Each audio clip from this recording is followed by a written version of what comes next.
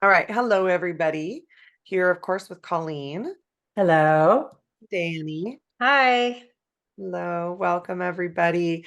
I was just kind of getting started with everything, and I thought, oh, I'll start the recording. So, this is our last week for this subject, Reiki and shamanism, and how they differ, because it's a common question that we get, and also how they have commonalities.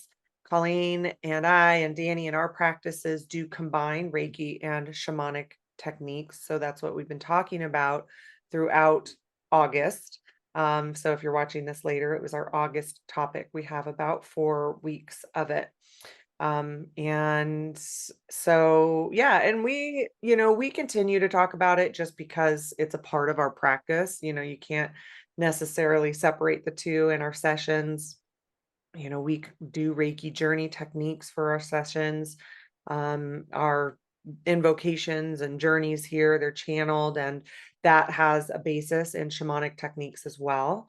And we use the Reiki energy to do a lot of those techniques. So we're going to continue to talk about that today. We also have, of course, a guided journey as always. And so we'll finish up. And then next month is Reiki and intuition, correct, Colleen? Yeah, Yes.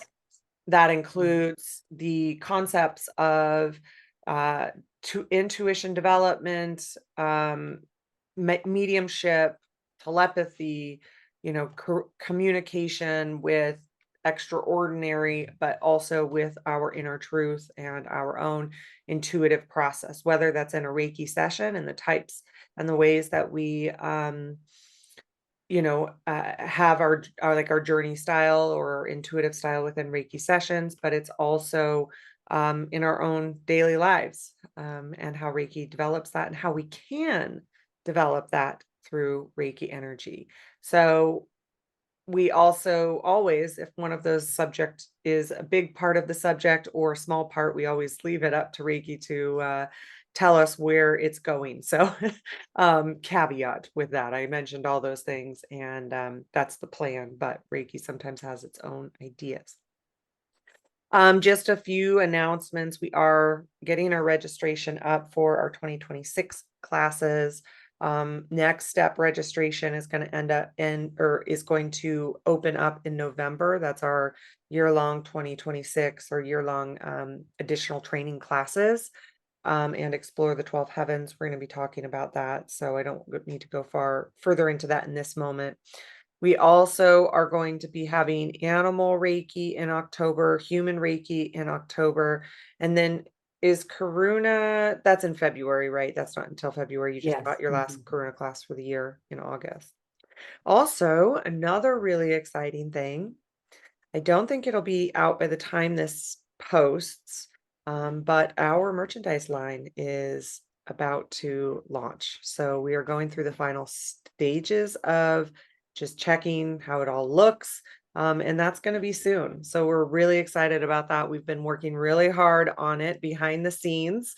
Um, I've been wanting to do this for years, talk about definiteness of purpose over time. And so it's finally going to be happening. So those deadlines and everything, as we know here, they have their own idea of time, but it is coming out soon. So we'll talk a lot about that when it actually happens, but it's coming. So we're really excited about it. All right. Well, Colleen, I think we We're good to are, go. yeah, go ahead and get started. Well, it's always so interesting listening to the flow of the conversation because I know we say this a lot, but for those of you, in your Reiki practices, truly over time, we have really discovered the more we just go with the flow, the more the timing is revealed to us. But often it seems in retrospect, like, oh, that's why things took the time that they took. And oh, that is what it was teaching me at the time. And I have learned so much about that with my calendar. It is remarkable how things work out with that. And our timing on things, like Robin said, our merchandise line, and even as she was saying it's coming out soon, it's like, okay, timing, because it still is all the things there are to do about it. So anyway, just I mean this in the most encouraging way for anyone to truly let Reiki come in and help you with being in that flow. I have to go back to that all the time. Like, I have to notice if I feel out of the flow or if I'm out of alignment, and I have to, kind of, once I notice it, do the things that I need to do, which for me is Reiki. So, with all that said, I do want to talk about today. We've been talking about Reiki and shamanism all month, and today we are going to be talking about the different practices, techniques, some of the names that are used, both in Reiki and in shamanism. As Robin was saying, and as we have been saying all along, because of the nature of our Reiki practices, we are always combining the two. However, there are a lot of different ways to do that, to combine Reiki and shamanism. And so you may have your own existing practices where you are doing that, or any other modality too. So you may have your own practices and the ways that you are doing things. So what we're trying to do here is just give a comparison to give you an idea.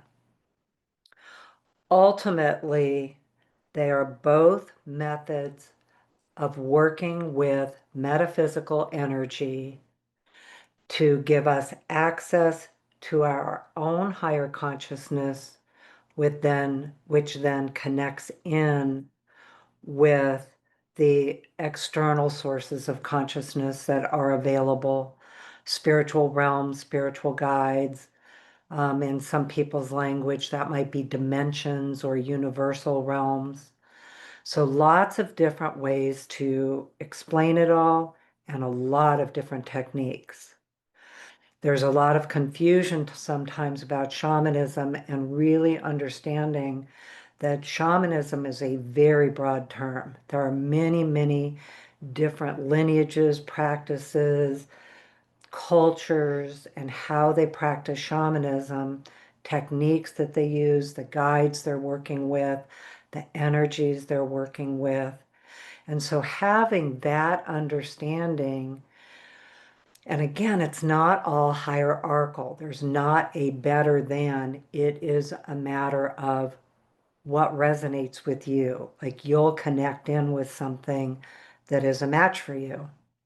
And you may try all different versions of the same thing and find out what's a match for you.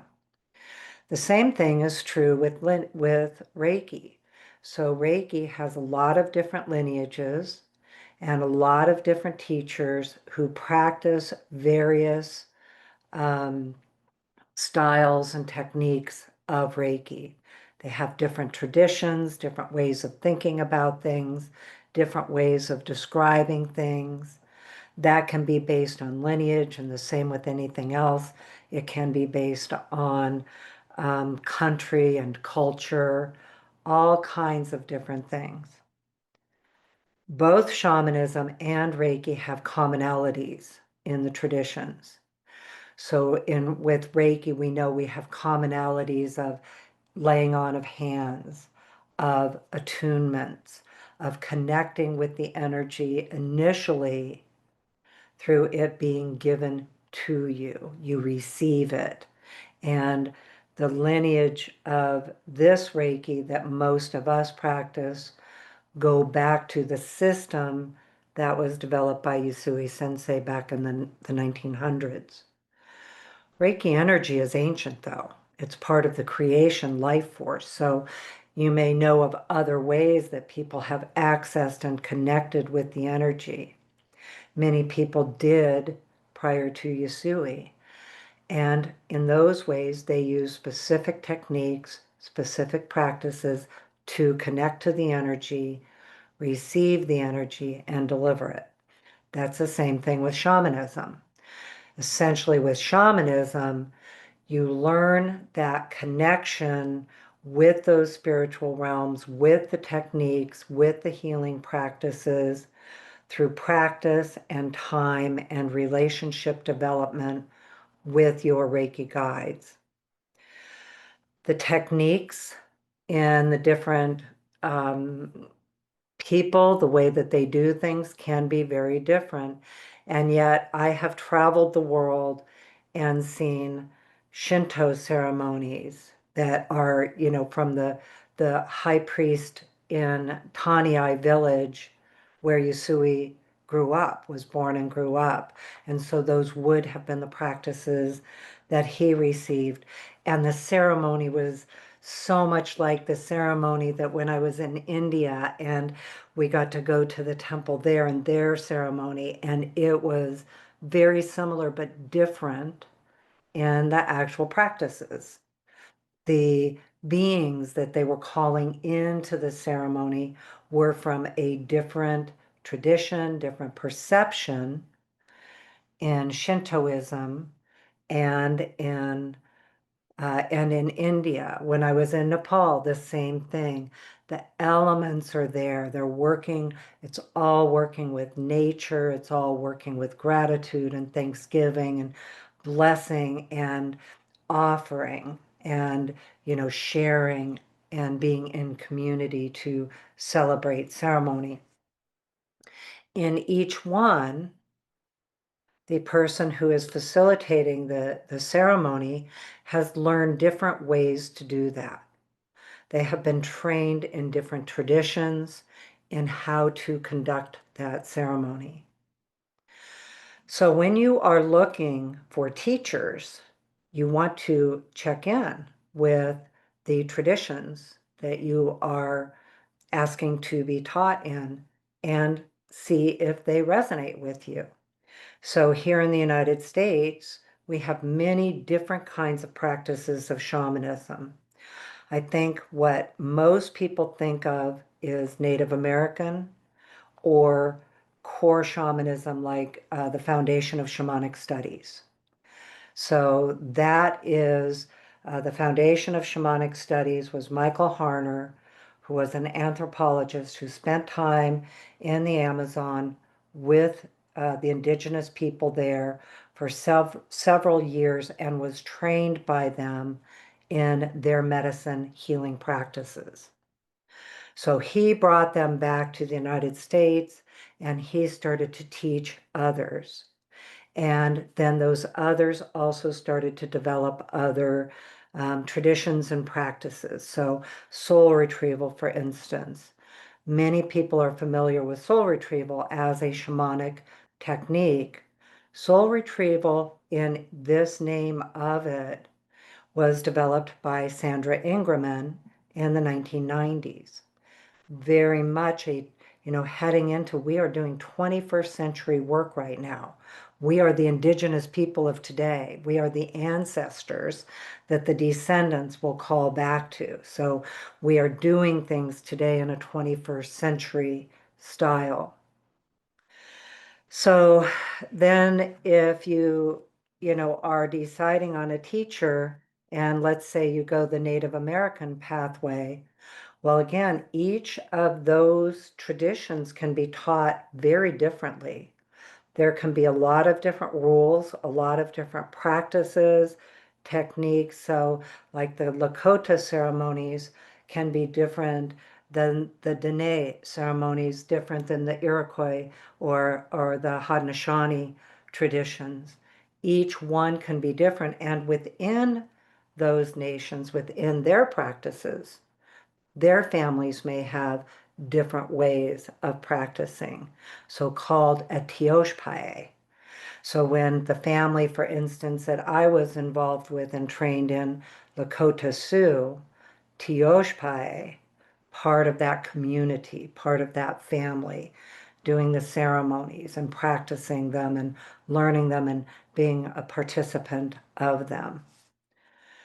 And then you have other ones that have completely different traditions, completely different ceremonies, completely different ways that the medicine person is accessing the energy, connecting with the spirit guide, using a technique to bring healing to the people, return people to the wholeness, and, deliver the medicine, Some of the native traditions, the Lakota traditions that I got to experience, whew, they're incredible, incredible, and so beautiful. And yet, those traditions, if I were to follow that and be really engaged in it, that is called Red Road. And in Red Road traditions, you are really committing to that Red Road. And you are committing to those practices. And these are the practices that you will follow and the teachings that you will follow.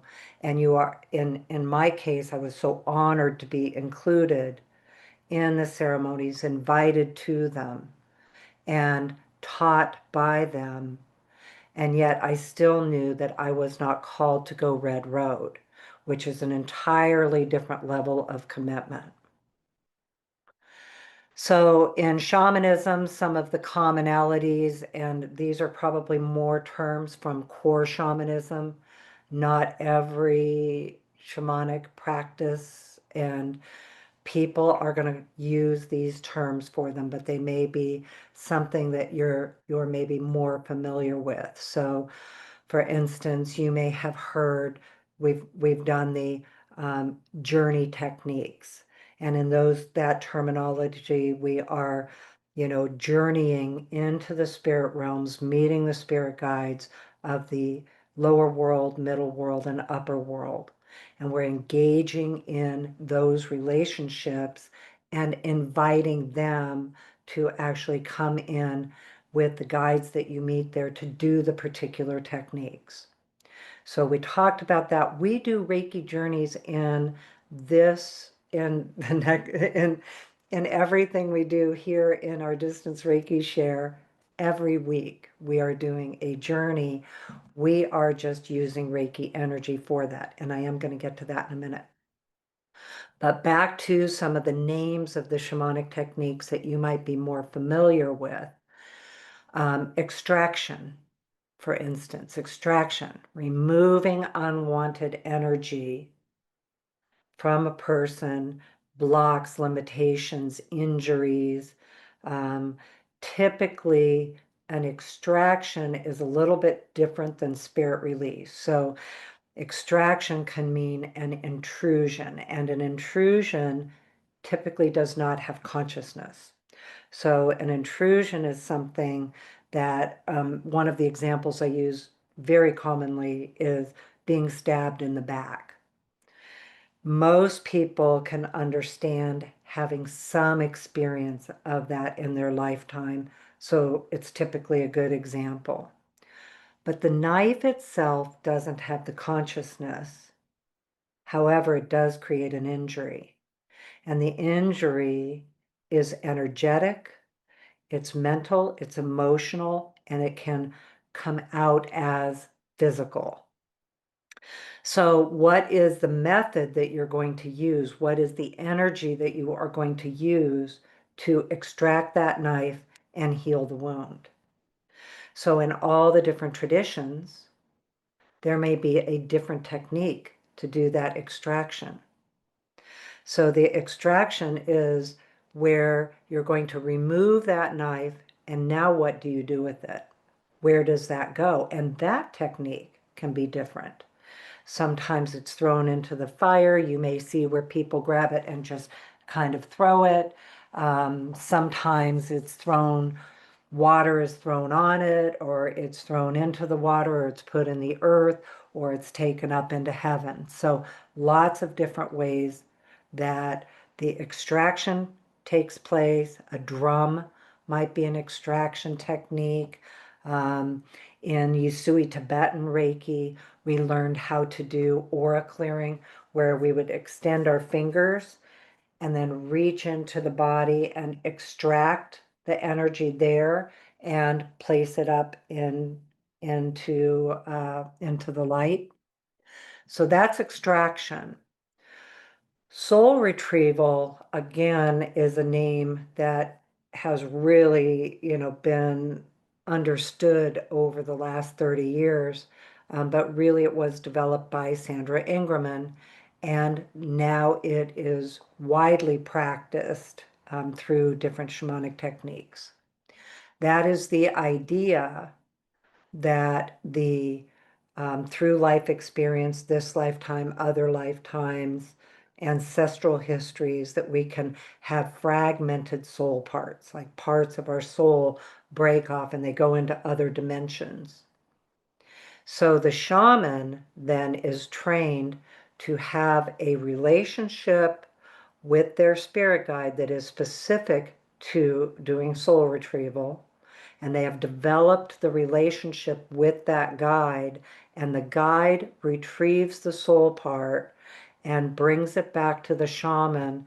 And often, now the technique I learned, which was pretty close to Sandra Ingerman, my teacher Jan Inglesmith and she were colleagues and worked together on this back in the days. So anyway, the technique I was taught is when the spirit brought the soul part back, we would place it in a crystal, and then through the crystal, we would blow it into the person. Lots of different medicine techniques that would do the same thing, but maybe by a different name or a different technique, a different way of doing it. And they all work. That's the beauty of it. They all work. It's all in, what resonates with you to connect in and do these same things in the tradition that you're called to. Power animal retrieval. So often the shaman will actually retrieve a power animal for the client. They will journey into the lower world and invite a specific power animal, or invite a power animal to reveal itself, that is coming back to the person, and then that is shared verbally with who they are. Another one that is common is called dismemberment. And dismemberment in shamanic practices can be rough. A lot of these can actually be pretty rough. Dismemberment is the practice where the energy comes in and the spirit guides come in and you're all pulled apart, and the purpose of it is so you can remember into who you really are. So the dismemberment can feel like you have just been pulled apart at the limbs, and then you're trying to get to the place where you can bring yourself back. You are assisted by spirit in bringing yourself back so you can remember, and you can remember in your authentic self. And some of those journeys, I had one. To be honest, I can't remember if it was my dismemberment or somebody else, but here's an example of what that could even look like, which is helpful for you to even know. So it could look like a tiger coming in and completely shredding you, or other animals come in and they may, chew you up and vomit you. So that's the imagery that you can be shown. And it is kind of the experience that it feels like. And when you ask them, because they're enlightened beings doing this work, and you ask them, why would you do that? And they said, well, you said you want to change. So we're helping you do that. And we're doing it for you by taking you all apart for you so you can bring yourself back together. So it's beautiful and it works, but I'll tell you, it can be an intense experience. And some of you may be in that place right now, even without it being a shamanic technique. So it's not something that typically, like the shaman isn't going to go in and say, I'm going to invite a dismemberment. The shaman will observe the dismemberment happening. So that's how that works. Then cord cutting. Cord cutting, people are pretty familiar with cord cutting. Again, different ways that different cultures are going to do that. Um, there is the idea that, things get attached to us, thought forms get attached to us, people can be attached to you. You can feel like you get tugged by somebody, or you have the ability to tug someone. Even if this is the person you love most in the world, cords are not helpful. It's always best to be standing alone, each of you sovereign, and each of you walking side by side if that's who the person is to you. Sometimes cord cutting has to happen even from habits. It's not always a person. It can be old thought form. We call that thought form unraveling. It can be timeline work. So then another one, and again, in cord cutting, there can be all different practices of how that is actually accomplished. What is the technique? What is the energy that you're working with? Who are the spiritual guides that are doing the work, or the spiritual energies? They don't always have to be guides. However, if you are working in most shamanic traditions, they're going to be very nature-based.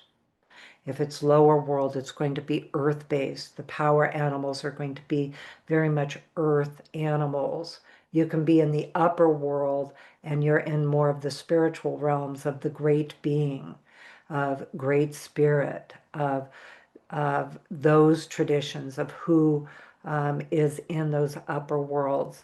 The ancestors are commonly the ones that come in to actually deliver the energy that does the technique. So the technique is the method of making that connection with the energy or the being that is going to accomplish the technique. The other one for me that I still really work with, well, I work with all of them, but has been such a beautiful understanding for me is in medicine wheel teachings, directions, and cycles. So the medicine wheel in the different traditions, particularly, they're really all over the world. They're in different shapes, different ways, different kind of visions of them. Most of us are more familiar with the indigenous people of the Americas. And so the medicine wheel may be appearing to be the four directions. So the north, east, south, and west. And depending on who you are working with and the traditions of that nation, the colors that are associated with them can be different. The energies of them have commonalities. So when you're working in the East, you're in the cycle of new beginnings, the springtime, the energy coming up from the earth, like the imagery that it shows me is, the seed is finally watering and it's coming up from the earth. Sometimes it's going to hit a rock and it has to navigate around it. And then it comes through the soil and continues to grow in the light and in the water and the new birth of the spring, the sunrise, the color of yellow, and you're in that cycle of new beginnings. And then when you go into that full blossom, you move into the south, and the south is the cycle of fullness. It's the summertime. It's the energy of when, life is really full and busy and things are working, and on the other side of it, it can be overwhelming. Like so many things are happening, so many things are working at once, it can be overwhelming. And then when you move into the west is the cycle of reflection. You're moving into harvest time, you're moving into the slowdown, the sun is changing, you're going to move into that equinox time and the different moons that come in, and your energies start to shift into that reflection time. You start slowing down and moving into inner reflection and reflection of everything else, and then moving into the north. The north to me is very much its transformation in its big picture, but again, in the imagery of it, that to me is the seed underneath the snow that is dormant and waiting. And it can feel like a very difficult time because we are most comfortable in the East and the South. Most of the time, we think that's where we're supposed to be. It's even like a cultural drive, like, oh, we should be in new beginnings or we should be in the fullness. And when we're in the North, that North can be a very, very deep introspective time. There can be transformations, so the ending, the completion, the finishing. It can seem sometimes like you can be in a cycle of life and death and rebirth and all of those things happening. Each of the cycles is a part of our life. We can live some of them for years. We can be in some of them for a very short period. They're not always sequential. But for me, they're one of the biggest benefits of me understanding the cycle I'm in. So when I go into that west and when I go into that north cycle, I'm able to be in the cycle that I'm in with more patience, because for me, the north is the one I'm probably the least patient with. And then you can have the in between them. So you know how we talk about the gradient shades and the in-between. Well, you can be in the in-between and they can fluctuate. So you can be in, sometimes you're in one and then the other one shows up and they fluctuate back and forth until this one is complete and you're moving into the next one. Medicine wheel traditions are so much more deeper than what I just talked about. So that's what came through to share. Let's see oh, we still have time. Okay, good. So what I wanted to do, I just shared a bunch of how shamanic work and what the techniques are. Again, understanding the person who has been trained in these through dedication, devotion, and practice, has learned how to journey into other realms, typically using a drum and a rattle, something sound or movement or breath work. Perhaps it's even voice sound to get into that altered state of consciousness, to meet and develop the relationships with those unseen energies, whether they're spirit guides, whether they're frequencies, however a person kind of identifies what they're working with, the energy they're working with. I'm going to use spirit guides because that is most common with shamanism. So the person is learning how to go into the altered state of consciousness, access other dimensions, spiritual locations, meet spirit guides who are going to deliver the energy that will assist in the technique that is being done for the person to be healed with. There are many ceremonies, many rituals, many initiations, and again, it varies according to the traditions that you are working with. So now I want to talk about Reiki, because Reiki energy can do everything, every energy, accomplish every kind of modality, or accomplish the same things that are done with shamanic techniques, because it is the same thing. The Reiki person is accessing an energy that is coming through from the non-physical realms, the metaphysical realms, into this realm to do the healing work. So there are different techniques that are practiced for that, for the person who's actually using the energy, connecting with that energy. And most of the time, we think of it as unseen. However, we live here in the world and everything is made of Reiki energy, including you, because it's life force energy. So here are some of the things to think about with core techniques with Reiki. You are channeling spiritually guided life force energy. To me, it's also light force energy. And you're channeling it typically through your hands, maybe your breath, your eyes.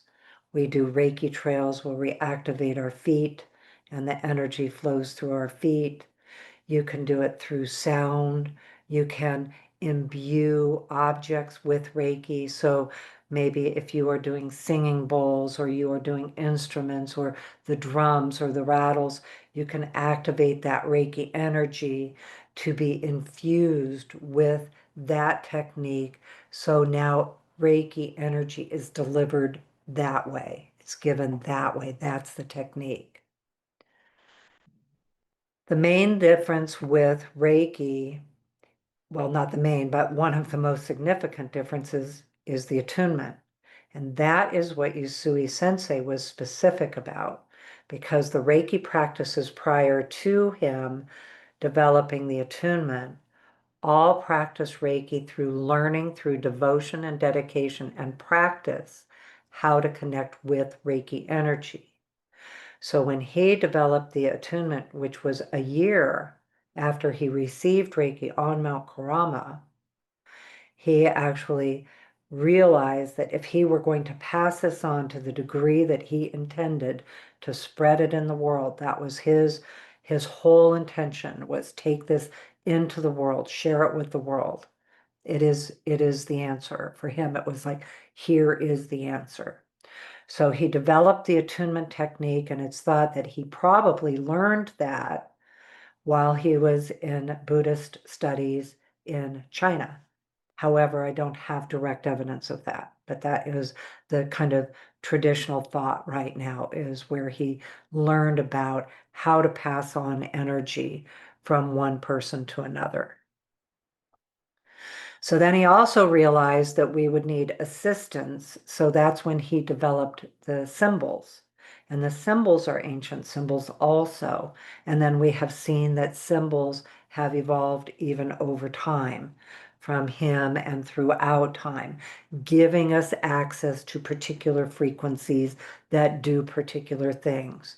They all work for all of it, but there is some focused energy, say, that the power symbol does, that's different than what the mental emotional symbol does, but they definitely work together. And personally, I just call them all in and let them sort out who's doing what. The other thing with it is Reiki is always doing the work. Because of the attunement, we are making a direct connection with this high source of consciousness and enlightened energy that is coming in and doing the work. And because of the attunement, we are simply a vessel. We're simply the physical vessel for that energy to come through and be delivered either to us individually for ourselves, or as we are sharing it with people or animals or the earth or plants or trees. So Reiki, though, is always doing the work. We do Reiki journeys. The Reiki journey is we are learning how to observe what Reiki is doing, but differently than in shamanic techniques, we are not actually directing it in the journey. We may be intending, we may have like common places that we go to make this happen or to help this happen or to be in the energy, to call in the symbols. Like we go into the third heaven here in these journeys that we do in the distance Reiki share every week. That's what we're doing. is we are traveling over the Bridge of Light, which is the distance symbol, and it's carrying us into, in shamanic terms, would be an upper world, the third heaven, which is an enlightened realm. And we intend that we go to different locations in the third heaven to release what needs to be healed, to let go, and then we go to another location to bring in all the gifts that are innate and bring us back to our sovereignty and bring us back to our wholeness and our authentic self. We can do that through self-Reiki. We can also do the same thing in client sessions. Reiki energy is conscious. Now we can connect with the Reiki energy that will help us make those connections with spiritual guides, spiritual locations. However, Reiki will do all of that regardless of whether we journey, whether we connect with spirit guides. People can truly, particularly when Mrs. Takata developed the foundation hand placements, the standardized hand placements, anybody can practice Reiki and just simply do the hand placements or use distance Reiki, and the Reiki energy will do the work, and it is not at all dependent on spiritual connection. It's not dependent on your intuition. It's not dependent on particular techniques other than the attunement has given you a direct connection to the energy, so the energy can now accomplish what needs to happen. So when we do Reiki journeys here, you can see the value of them to really be able to go deeper within. That's what the Reiki journeys will do. So instead of using drums and rattles, we are inviting the Reiki energy to access that higher level of consciousness. The mental emotional symbol, the distance symbol, all the symbols do that. But that mental emotional symbol, and if you have Karuna, Nosa in particular, really just dials you into that higher consciousness and shifts you into it and gives your perceptions another connection to your consciousness and to the consciousness that exists around you. So we also, in this lineage, we work with what we call the 12 heavens. And so those would be upper world realms, right? So we are using Reiki energy to access the spiritual energies, the guides, and the locations that are inherent in that energy. And so we explore them. That's what we do in the Explore the 12 Heavens, is we are learning what they are and what are they and who's there and why are they and what does that do. And so we're exploring them, and just, it's incredible. And we do that here too. We do that. You can go to our YouTube channel and we have 12 Heavens Journeys, like labeled that way. We also have it in our articles on how to do some of these things. Extraction techniques. So there are different extraction techniques in Reiki traditions. Different lineages may have different ways of doing it. Everything from simply doing the hand positions, letting Reiki do all the work. You may or may not be aware that you're doing an extraction technique. You just let Reiki go in, and Reiki will do that extraction whether you are physically engaged or psychically or telepathically aware that that extraction is occurring. So the extraction technique in Holy Fire Reiki, we learn the Holy Fire healing experience. We do spirit release. And so how do we do that? That's very different in all the traditions and the different ways that people do that. What I love with the way that Reiki does all of this work that is very different is that everything that is extracted or any spirit release, any cord cutting, is actually, everything is done by the light coming in and infusing everything with the power of love, the power of compassion, the authority of compassion, releasing it all in this way that is inviting all of it into the light, and the light simply dissolves it into the light. Like it's like, to me, I watch it, it's the cords, instead of cutting the cords, it'll go in and it just dissolves it in the light, like it diffuses it into the light. And then the light takes it all where it can all be healed. And then where the cord was on the person is just beautifully healed, and the colors come back in, and the gifts come back in, and they get really empowered with that life force, light force, vitality, color, energy, and their own life force. And of course, that includes divine mind, divine heart, connection with the earth, connection with the heavens, connection with your inner spirit and your inner truth. One of the traditions that Robin and I have developed together, we call the Spirit Reveal Technique. And this technique is what came through and Reiki showed us when we kept asking, Reiki, how does it do soul retrieval? Like, what is the difference? Because when I was doing Reiki and I would ask it, how are you doing the same thing?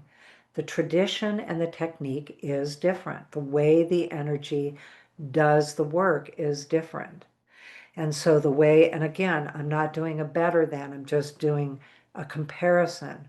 So the way Reiki comes in for soul retrieval or spirit reveal is that it actually heals the layers that are hiding the person from their wholeness, carries it all into the light, and then reveals what's actually inside, the wholeness of their spirit, the gifts of their soul, bringing back that inner knowing, that inner, like, soul, presence of your soul, presence of your spirit. The energy goes directly to your spirit because your spirit is always whole. Your spirit doesn't get injured, but your soul can get injured. So the idea that your soul is what you carry through with you with throughout lifetimes, through, maybe experiences in other realms than the earth, other realms than being human, other different experiences, because your soul's infinite, right? So you can carry some of those things with you into this lifetime. Equally, you carry the gifts of your soul into this lifetime.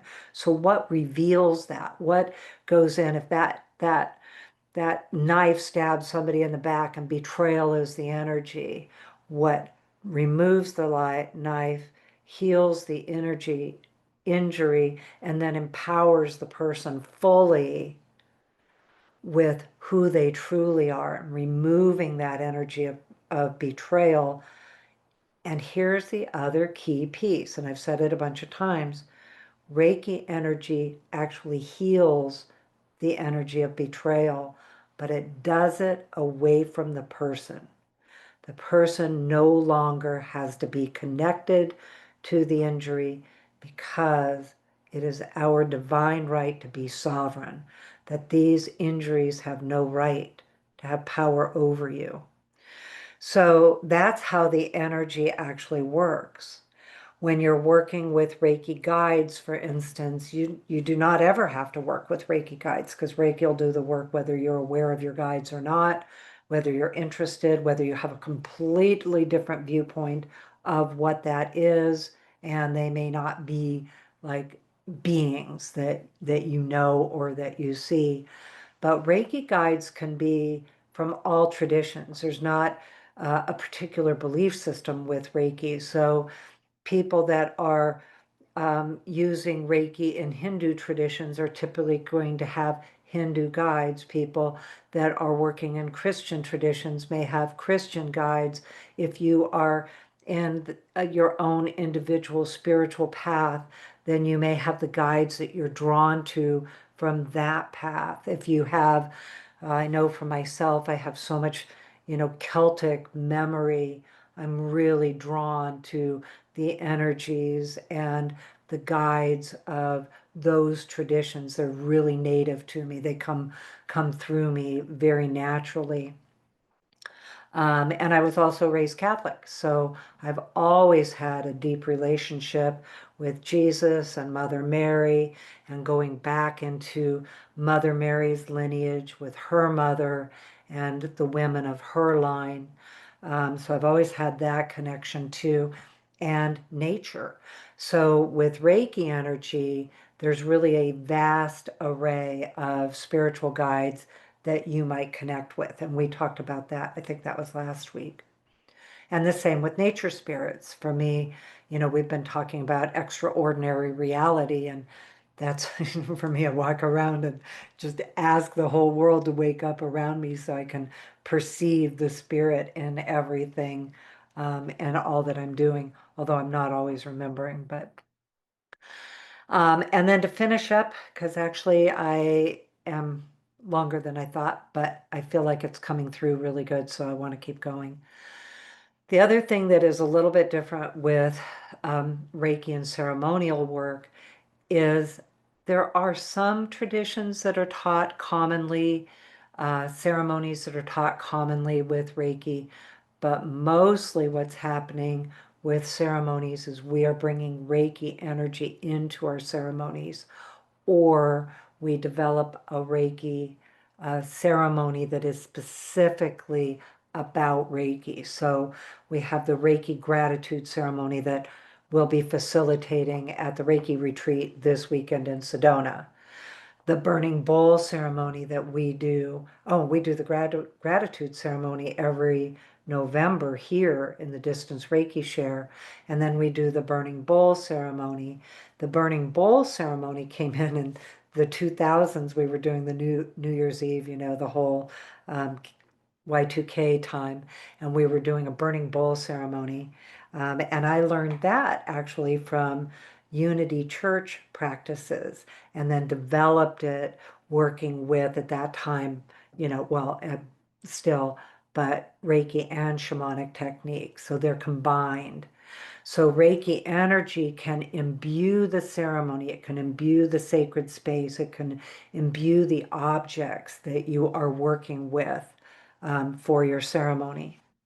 I do a lot of officiating ceremony. Robin does a lot of officiating ceremonies, and some of them are specifically Reiki, and then some of them are actually ceremonies that maybe we're using Reiki in the ceremony, but the ceremony isn't specifically stating Reiki, like a wedding, officiating a wedding, or I've recently done a memorial service. So the people there knew I did Reiki, which is why they asked me to officiate, but I didn't overtly bring in Reiki energy other than sending it ahead of time, activating it around me, etc.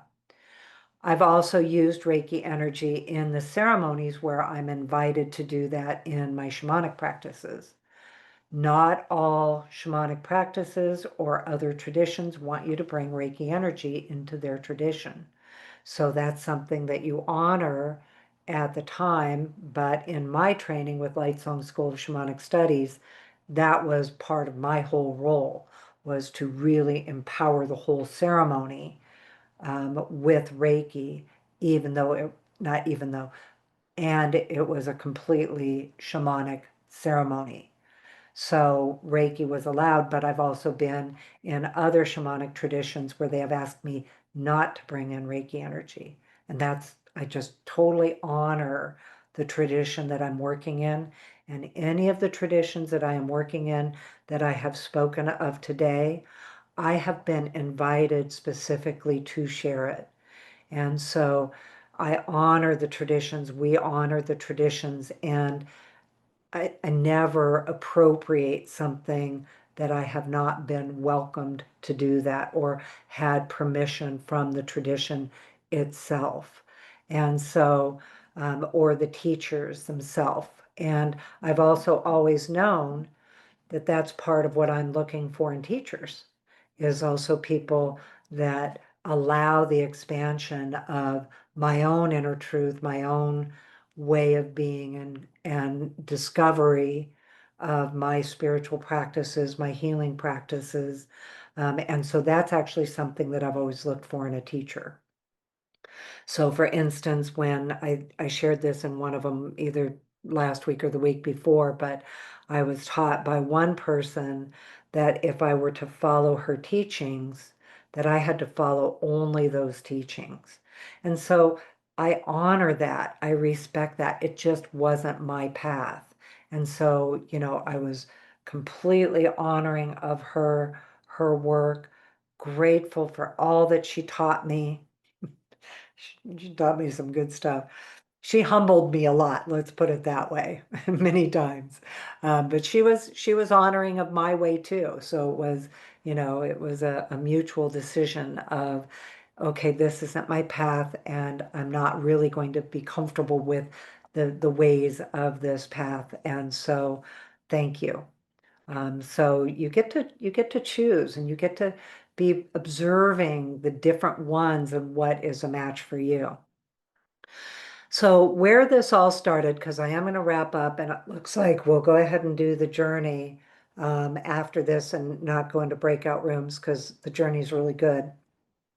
So we're going to go ahead and do the journey, but um, what really brought a lot of this up is we realized that somehow we are not fully communicating that what we teach um, is Reiki. So in the Reiki classes, we're teaching Reiki and all of the traditions.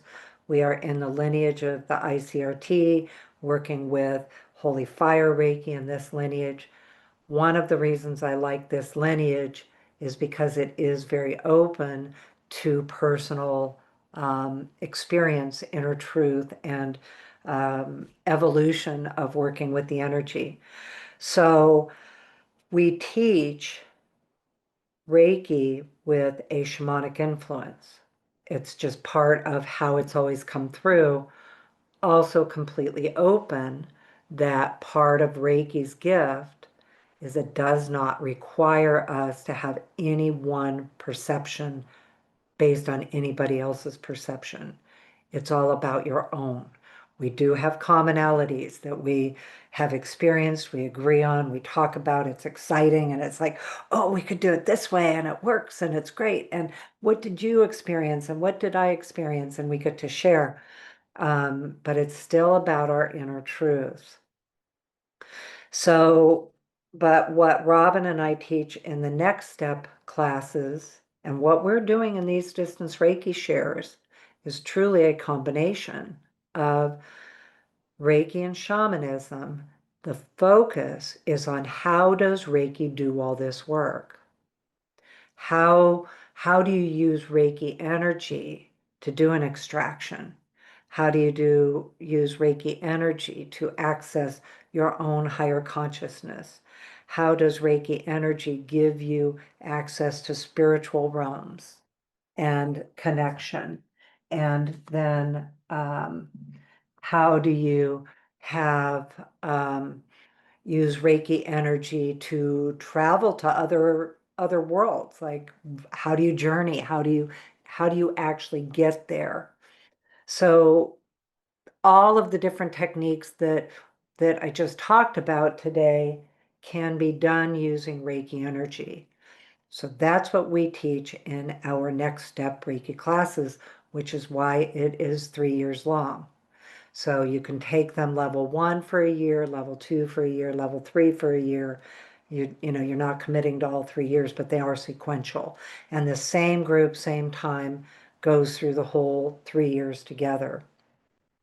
And so anyway, we thought we really need to explain this because truthfully, we probably have some of the most experience of anyone about these traditions. I have a doctorate in shamanic studies. Robin grew up in it. It's been a part of her life always. And for me, I've had extraordinary training in it and extraordinary training in Reiki.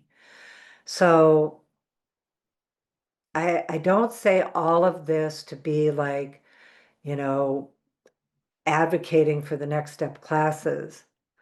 But if that is what you are looking for, there is training for it.